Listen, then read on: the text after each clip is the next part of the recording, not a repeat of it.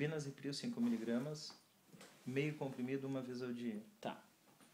Furosemida 40 mg, uma quarta parte comprimido de 12 em 12. Tá.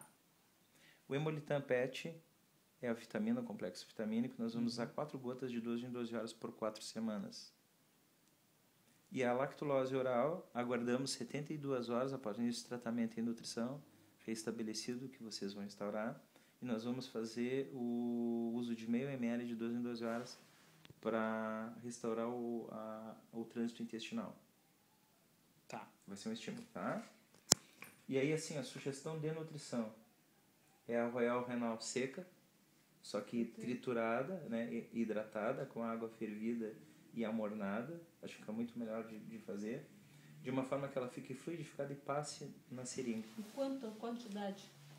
Ali vem assim, ó, no saco diz o que ele precisa comer no dia. Sei que a mole é 100 gramas, parece. Pois é, mas vem ali, ó. Se for 100 gramas de vida em 4 vezes ao dia, um exemplo. 4 vezes Mas 50. eu que vou ter que botar a boca abaixo. Vai ter que ser feito assim. No começo, né? Depois, no começo, Então a ração seca, tanto da mesma forma como a ração úmida.